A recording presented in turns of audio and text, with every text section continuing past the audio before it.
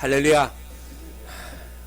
오늘 가장 많다고 그래서 마스크를 벗을까 하다가 쓰고 해야 되겠다. 여러분, 그래도 걱정하지 않을 것이 오미크론이 많이 늘어나도요, 중증 환자들도 많이 줄어들고 또 잘 견뎌낼 수 있고, 얼마나 안심한지. 확진자가 돼도요, 이제 집에서 자기가 알아서 체크하고 자기가 일주일 지나면, 옛날에는 일주일, 2주씩 막 격리됐는데 일주일 지나면 검사하고 그냥 평상하게 생활해도 된다라고 방역 지침이 내려졌으니까 너무 걱정하지 마시고, 하나님의 은혜 가운데 우리가 늘 더욱더 믿음 생활하는데 열심을 다하는 그러한 믿음의 성도들이 되어지기를 축복합니다. 하나님은 오늘도 살아계시고 우리 가운데 역사하시며 우리의 모든 것을 계획하시고 인도하심을 기억할 때, 오늘도 주님 앞에 우리의 마음을 내려놓고 하나님의 은혜 가운데 승리의 삶을 살아가는 우리 성일교회 성도들이 되어지기를 주의 이름으로 축복합니다. 우리가 지난주부터 비유로 말씀하시는 주님에 대해서 우리가 함께 생각하려고 합니다. 지난주에는 씨 뿌리는 자의 비유에 대해서 생각했어요. 오늘 마태복음 13장의 두 번째 나오는 비유인 겨자씨의 비유를 생각하면서 하나님이 베푸시는 그러한 은혜를 저희들이 생각하며 그 은혜 가운데 깊이 들어가는 그러한 시간이 되어지기를 소망합니다. 아버지하고 아들이 이제 사막을 여행하게 되어졌어요. 가도 끝이 없이 모래가 계속되는 사방을 걷다 보니까 뜨거운 태양 밑에서 이제 마실 물도 다 떨어지고 이제 죽음이 눈앞에 오는 것처럼 절망적인 그러한 순간이 되어졌어요. 함께 걷던 아들이 아버지에게 물어봅니다. 아버지, 우리가 더 이상 걷지 않았으면 좋겠습니다. 힘들게 계속 걸어가느니 이곳에 앉아서 편하게 죽는 것이 낫지 않겠습니까? 라고 아버지에게 이야기했어요. 그때 아버지가 아들에게 이야기합니다. 아들아, 그렇지 않다. 조금만 더 가다 보면 반드시 오아시스를 만날 것이다. 그 오아시스를 만나면 우리의 갈증도 다 해결되고 우리가 생명을 유지할 수 있을 것이다 라고 아들을 격려하고 위로하면서 같이 계속해서 길을 걸어가요. 한참을 걷다 보니까 사막 한가운데 큰 무덤이 몇 가지가 보이는 거예요.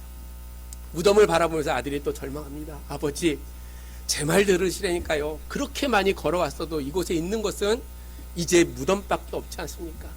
결국 우리도 저 무덤의 주인처럼 그렇게 죽을 것입니다 라고 이야기를 했어요. 그 이야기를 들으면서 아버지가 아들에게 이야기합니다. 아들아, 이제 드디어 우리에게 소망이 보이는구나. 저렇게 무덤이 있다는 것은 누군가 산자가 죽은 자를 묻었다는 그런 의미가 되지 않겠니? 곧 근처에 큰 오아시스가 있을 것이다 라고 아들을 격려하고 다시 아들과 함께 걷기 시작해요. 아니나 다를까 아버지의 말처럼 조금 지나지 않아서 큰 오아시스를 만나고 그곳에서 그의 갈증들을 다 풀었다는 그러한 이야기가 있어요. 아마 이 일화가 우리에게 일깨워주는 점은 소망이 있어야 된다는 거예요. 소망에 대한 중요성을 이야기하고 있어요. 어떠한 상황에서도요, 우리는 소망을 잃어버리지 않아야 돼요. 코로나 확진자가 5만 명이 넘고 이제 누구는 15만 명, 30만 명도 된다고 이야기하지만 그럼에도 우리에게 소망이 되는 것은 언젠가 이 코로나도 물러가게 되어진다는 거예요. 우리는 늘 인생을 살면서 무언가 소망의 삶을 날마다 추구하며 살아가는 그러한 인생을 살아가야 된다는 거예요. 오늘 우리에게 주시는 겨자씨의 비유도 동일한 교훈을 우리에게 주고 있어요.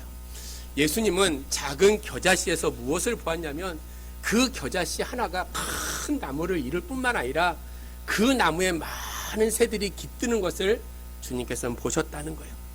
얼마나 소망 가운데 주님이 오늘 제자들에게 이야기해 주는지 몰라요.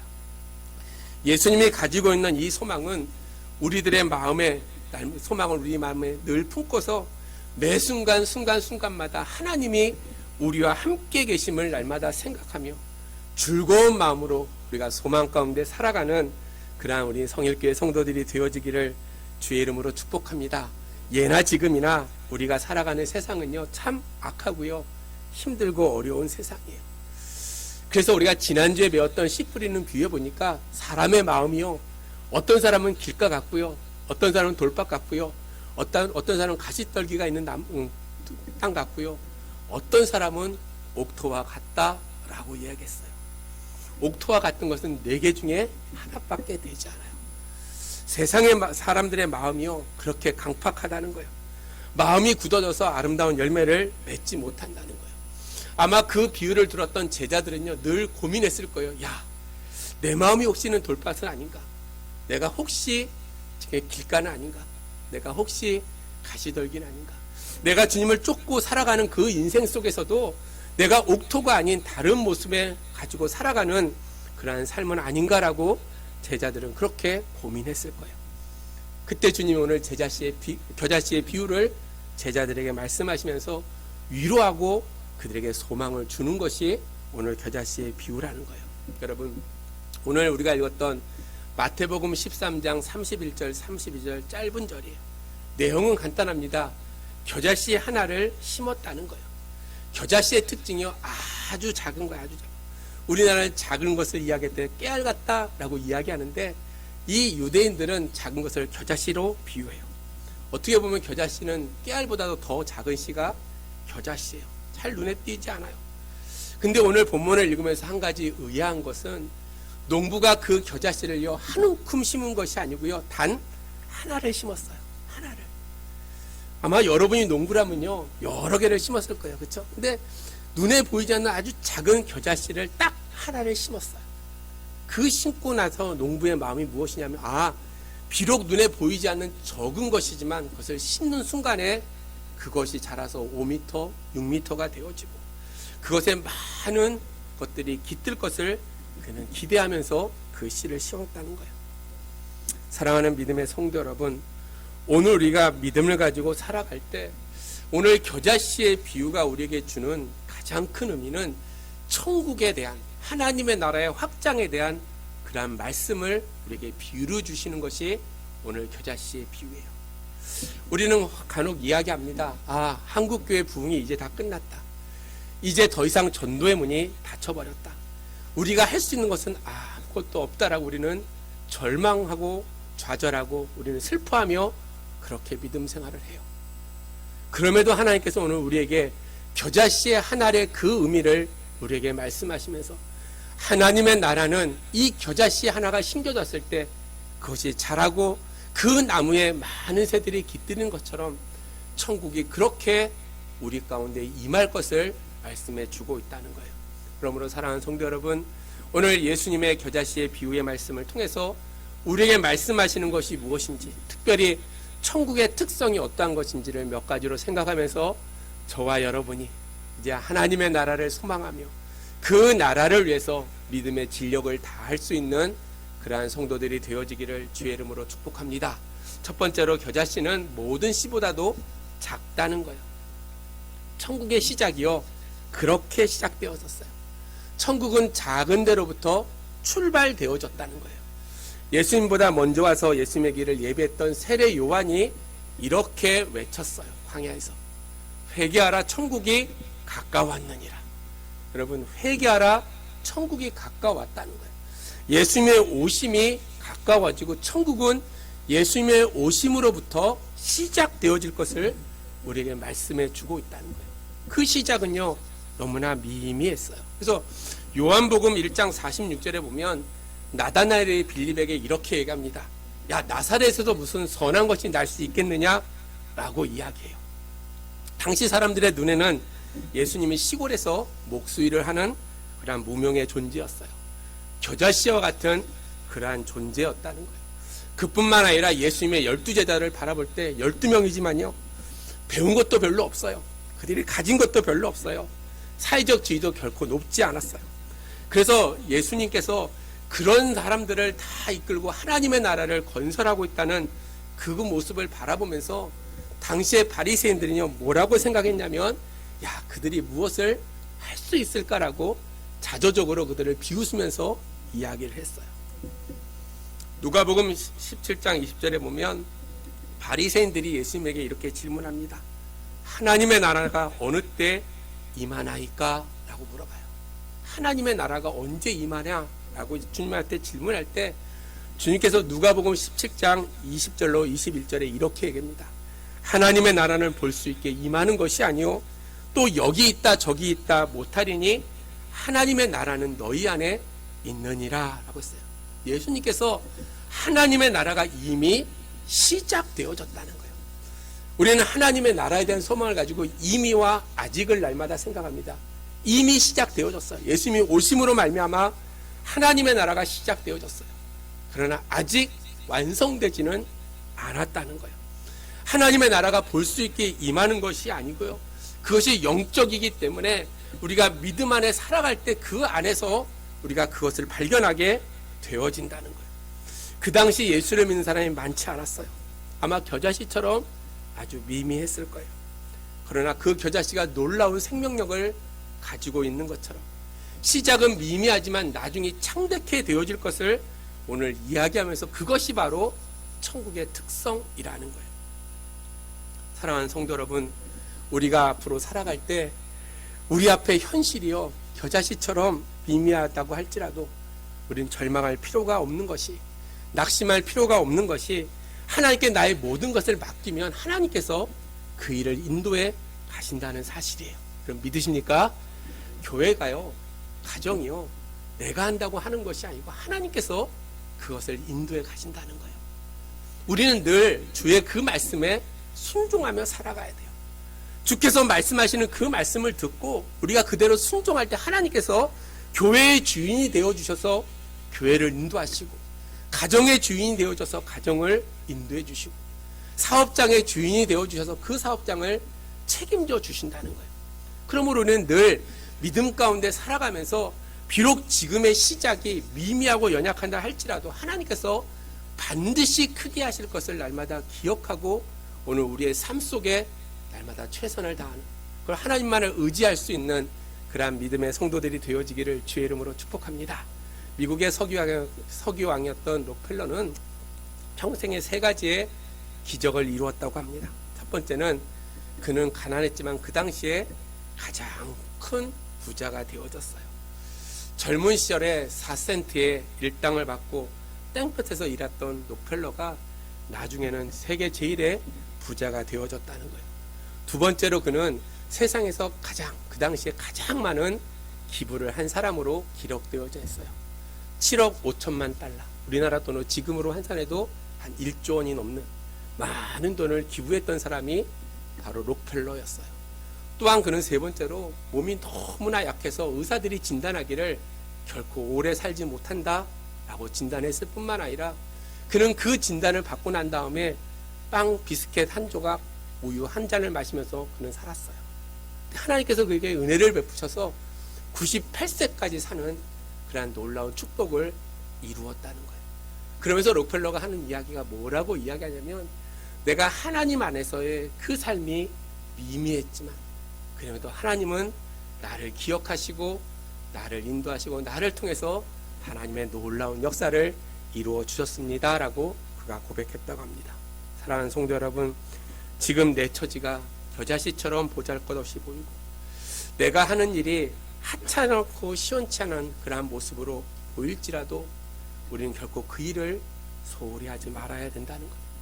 겨자씨같이 작은 물질로, 겨자씨같이 작은 시간으로, 겨자씨같이 하찮은 일이라 할지라도 우리가 최선을 다할 때 하나님께서 우리를 통하여 놀라운 일들을 이루어 가실 줄로 믿습니다. 우리의 지금이 비록 미약해도 하나님의 나라가 창대케 되어지는 것처럼 오늘 그리스도 안에서의 온전한 믿음을 갖고 날마다 하나님의 나라를 소망하며 우리가 몸부림치는 그 모습 속에 하나님께서 반드시 큰 일을 이루어 주실 줄로 믿습니다. 두 번째로 겨자씨는요, 커다란 나무가 되었다는 거예요. 이것이 천국의 두 번째 특징이라는 거예요. 시작은 미약했어요. 그러나 점점 확대되고 나중에는 힘이 창대케 되어졌다는 거예요. 예수님 당시에 예수님을 배척했던 사람들의 생각은 이랬어요. 아마 예수님만 죽으면 모든 문제들이 다 끝날 것이다 라고 생각했을 거예요. 그래서 그들은 예수님을 십자가에 못 박았어요. 과연 그들의 생각대로 됐을까? 성경을 보면 전혀 그렇지 않아요. 겨자씨 한 알이요, 골고다 언덕에 심겨졌어요. 사흘 후에 싹이 나고요, 쑥쑥 자라서 가지가 뻗기 시작합니다. 예루살렘으로 온 유다와 사마리아에 이르기까지, 안디옥과 소아시아를 거쳐서 지중해를 넘어 로마에까지, 또 유럽 전 지역에 복음이 전개되었어요. 그뿐만 아니라 미국에도 건너갔고요, 140년 전에 우리나라에도 복음이 들어오서 지금도 믿음 안에서 성장하고 있다는 거예요. 이것이 복음의 능력이고 복음의 특징이에요. 여러분, 복음은 살아있어요. 그것이 심겨지는 곳에 아름다운 열매를 반드시 맺게 되어져 있다는 거예요. 중요한 것은 우리가 심지 않는다는 거예요. 심지 않는다. 하나님의 나라의 특징이 날로 날로 성장하고 부흥하고 확대되는 것임에도 불구하고 우리는 결코 심지 아니하고 나기를 바라고 있어요. 심지 아니하고 거두기를 소망하고 살아간다는 거예요. 사랑하는 성도 여러분, 우리의 현실이 지금 겨자씨처럼 미미합니다. 우리에게는요, 소망이 그럼에도 있다는 사실이에요. 왜? 하나님께서 약속해 주셨다는 거예요. 내가 세상 끝날까지 너희와 항상 함께 하겠다. 내가 소망하는 그것들을 내가 반드시 이루어 주시겠다라고 우리에게 약속해 주셨어요. 사랑하는 성도 여러분, 그러므로 우리가 날마다 주님을 바라보며 믿음 가운데 소망을 갖고 살아가는 그러한 성도들이 되어지기를 주의 이름으로 축복합니다. 어느 미국의 주일학교 선생님이 교회에 가다가 길거리에서 놀고 있는 4명의 코올리게 아이를 만났어요. 열심히 복음을 전합니다. 야, 너희들이 이렇게 여기서 놀 게 아니라 나랑 같이 교회 가서 예배를 드리자. 얼마나 많이 설득했는지 몰라요. 그리고 그 아이들이 그 선생님의 말씀을 듣고 네, 제가 이제 교회에 가겠습니다 라고 교회 가서 이 예배를 드리면서 이 선생님이요, 담임 선생님으로 열심히 복음을 전했어요. 그리고 한 40년의 세월이 훌쩍 지났어요. 이 선생님이 이제 나이가 들어서 70이 되어서 생일잔치를 하는데 4통의 편지가 그에게 도착했어요. 그 첫 번째 편지는 그때 만났던 그 아이 중에 중국에서 복음을 전하는 선교사님이 편지를 보냈어요. 두 번째 편지는 미국 연방은행의 총재가 돼가지고 이 선생님의 편지를 보냈어요. 세 번째는 백악관에서 보좌하는 역할을 하는 사람이고, 네 번째는 백악관의 주인인 후퍼 대통령이었어요. 자기가 데리고 가서요, 복음을 전했던 그 아이들이 시대를 변화시키는 아주 위대한 그러한 인물로 키워냈다는 거예요. 사랑하는 성도 여러분, 주 안에서의 수고는요, 결탄코 헛된 것이 없어요. 주 안에서 내가 수고하고 애썼던 그 모든 것들 하나님께서 반드시 기억하시고 아름다운 열매를 우리에게 주신다는 거예요. 하나님이 나에게 주신 사명, 나에게 주신 직분이 무엇인지 우리 각자가 돌아보고 감사함으로 영광스럽게 그 직분을 잘 감당하는 그러한 성도들이 되어지기를 주의 이름으로 축복합니다. 나이가 많이 들어서 모든 것도 못한다라고 얘기하지 말고 하나님이 주신 기도의 용사로서 하나님이 주신 그 능력을 날마다 생각하며 우리에게 맡겨진 사명을 다할 때 하나님께서 약속하신 그 일들이 반드시 우리 가운데 이루어지는 줄로 믿습니다. 겨자씨가 그런 것처럼 한 알이 심겨졌을 때 큰 나무가 되는 것처럼 오늘 여러분이 전하는 그 복음 하나가 심겨질 때 아름다운 열매를 맺어가고 많은 사람들에게 영향력을 미치는 그러한 삶이 되어질 줄로 믿습니다. 세 번째로 공중의 새들이 와서 그 가지에 깃든다는 거예요. 여러분, 겨자씨가 자라서 누가 혜택을 받냐면 새들이 혜택을 받어요. 이것이 천국의 세 번째 특징이라는 거예요. 복음의 씨앗이 뿌려지는 곳마다 그곳에 살고 있는 사람들에게 놀라운 혜택이 반드시 나타나게 되어진다는 거예요. 그 사람들이 믿던 믿지 않던 간에, 그들이 기독교인이든 그렇지 않던 간에 상관없이 혜택을 받게 되어져 있어요. 우리나라를 생각해 보면 140년 전에 복음 선교사들이 이 땅에 와서 복음을 전했어요. 학교가 생기고요, 병원이 생기고요, 문명이 퇴치되어지고요, 많은 인권들이 향상되어지고요. 그 가운데 하나님의 놀라운 은혜 가운데 경제적으로 부흥하게 되어졌어요. 아시아의 아주 작은 나라 한국, 여러분 지도를 한번 놓고 보면요, 한국이 요만해요. 너무 작아요. 그럼에도 세계 경제 대국이라고 일컫는 나라가 되어졌어요. 하나님의 복음의 말씀이 이 땅 가운데 심겨질 때 하나님의 놀라운 축복이 이 나라에 임했다는 거예요. 반대로 문을 닫고 복음을 받지 않았던 북한은 지금 생각해보면 지상 낙원이 아니라 너무나 힘들고 어려운 삶을 살고 있다는 거예요. 하나님은 아브라함에게 이렇게 명령하셨어요. 너는 복의 근원이 되라. 사랑하는 성도 여러분, 여러분들이 복의 근원이 되기를 주의 이름으로 축복합니다. 아멘. 여러분들이 복의 근원이 되어줘야 돼요. 여러분의 삶 속에 날마다 믿음 안에 살아갈 때 하나님이 주시는 놀라운 축복이 우리 가운데 임할 뿐만 아니라 그 축복을 통해서 우리의 가정이, 우리의 사회가, 우리의 나라가 하나님의 놀라운 복을 누리고 살아가는 그러한 삶이 되어져야 된다는 거예요. 사도 바울의 평생의 꿈이요, 로마에 가서 복음을 전하는 것이었어요. 마지막에 그가 죄수가 되어서 배를 타고 갑니다. 배 안에 모두 276명이 타고 이제 로마를 향해서 가고 있어요. 한참을 가다가 유라굴로라는 큰 광풍을 만납니다. 사람들이 죽게 됐다고 소리를 질러요. 배 안에 있는 모든 물건들을 버리기 시작해요. 그때 하나님의 사자가 바울에게 나타나 이렇게 얘기합니다. 하나님이 너와 함께 승선한 사람들의 모든 생명을 내 손에 붙였노라 라고 이야기하고 있어요. 여러분, 이 말의 뜻이 무엇이냐면 바울 한 사람 때문에 그 모든 사람을 살리시겠다는 하나님의 뜻이 있다는 거예요. 사랑하는 우리가 믿음 가운데 살아갈 때 바울이 있는 곳이 복의 근원이 된 것처럼 오늘 여러분에 있는 그 삶의 현장이 날마다 복음 안에서 하나님의 놀라운 복을 나타내는 그러한 믿음의 현장들이 되어지기를 주의 이름으로 축복합니다. 우리는 인생을 살면서 늘 사랑받기를 원하고 살아가요. 누가 나를 기억하고요, 나에게 사랑해 주기를 원해요. 그러나 중요한 것은 사랑을 받는 것보다 사랑을 하는 것이 더 복되고 귀한 삶이라는 거예요. 노벨 문학상을 받았던 헤르만 헤세가 썼던 책들 가운데 어거스터스라는 책이 있어요. 어거스터스. 무슨 이야기냐면 한 부부가 결혼했는데 아이를 낳지 못해요. 열심히 기도하다가 아이를 하나가 낳았어요. 그 아이의 이름이 어거스터스예요. 어거스터스. 어느 날 신비한 노인이 꿈속에 나타나서 이 어머니에게 물어봅니다. 아들을 하나 이제 낳을 건데 소원이 무엇이냐라고 어머니에게 물어봤어요.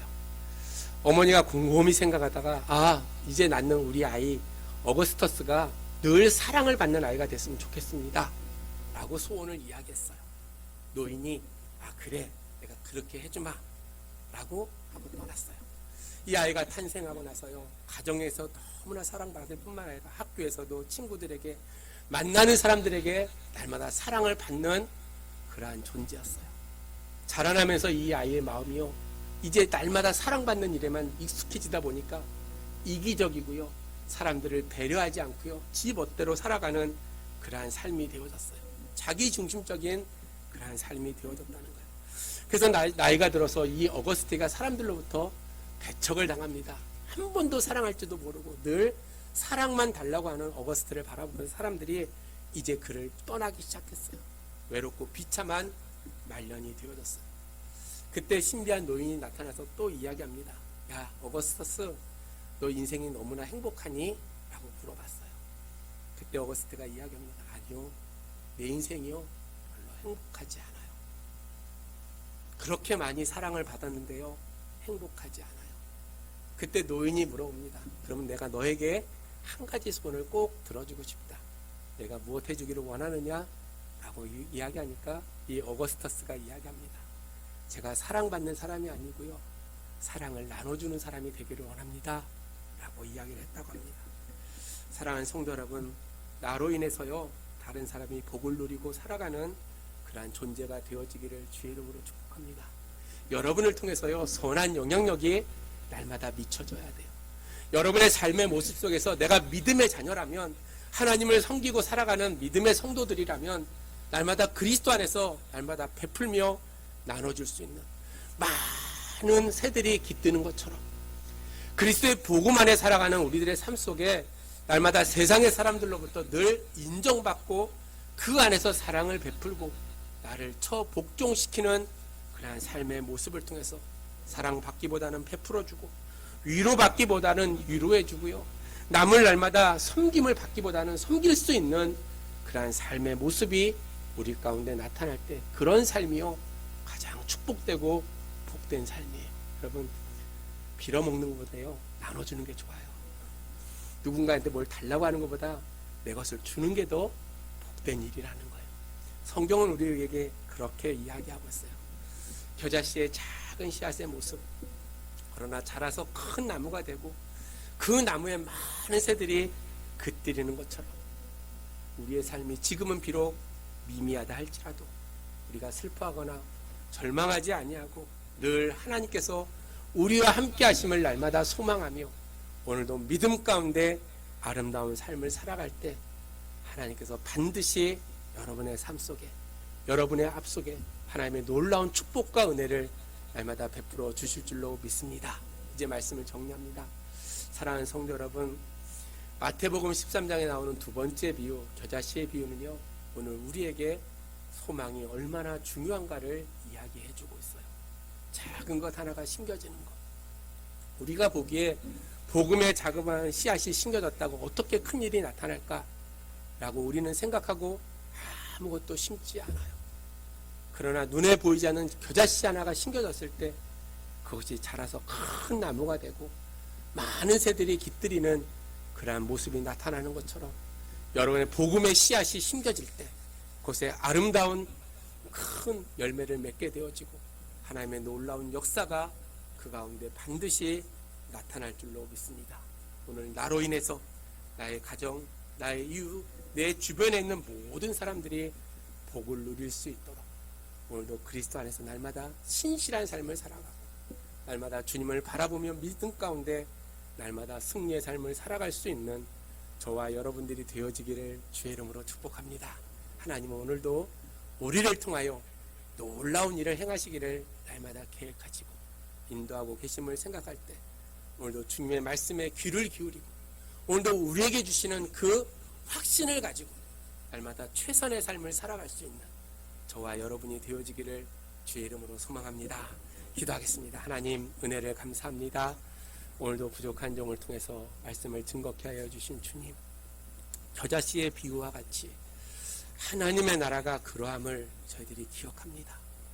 하나님의 나라를 소유하고 살아가는 우리의 삶이 그러한 삶이 되기를 원합니다. 아버지, 주께서 저희들을 기억하여 주시고 인도하여 주셔서 주님 한 분만으로 만족하며 살아가는 우리의 삶이 되게 도와주시고 더욱더 하나님을 섬기며 하나님의 나라가 확장되는 일에 열심을 다하는 믿음의 아름다운 자녀들이 될 수 있도록 하나님 역사하여 주시옵소서. 성령의 충만함을 허락하여 주시고 마음에 소원하고 기도하는 그 모든 것들이 주 안에서 이루어지는 역사가 나타날 수 있도록 하나님 역사하여 주시옵소서. 특별히 아버지 하나님, 육신의 연약함으로 주의 전에 올라오지 못하는 사랑하는 성도가 있습니다. 아버지, 긍휼히 여겨주시고 은혜를 베풀어 주셔서 건강을 회복하게 하시고 주의 전에 올라와 함께 예배할 수 있도록 하나님 축복하여 주시옵소서. 특별히 사랑하는 자녀들을 위해서 기도합니다. 원근각체에 흩어져 있는 사랑하는 자녀들, 아버지 하나님 주께서 기억하시고 어느 곳에 있든지 무엇을 하든지 주께서 동행하여 주심으로 말미암아 에베네셀의 하나님이 함께 하심을 기억하며 믿음 안에 승리의 삶을 살아가는 귀한 자녀들이 될 수 있도록 하나님 역사하여 주시옵소서. 우리 성일교회가 참으로 이 시대의 이 지역을 변화시키고 하나님의 놀라운 역사를 나타내며 말씀 중심의 삶을 통해서 오직 아름다운 열매를 맺어가는 귀한 재단이 될 수 있도록 하나님 인도하여 주시옵소서.